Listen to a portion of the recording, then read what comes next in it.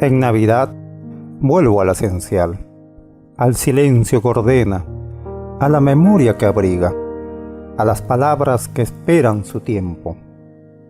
Que Riscoso nació de esa pausa, de mirar el pasado, escuchar la historia y narrarla con respeto.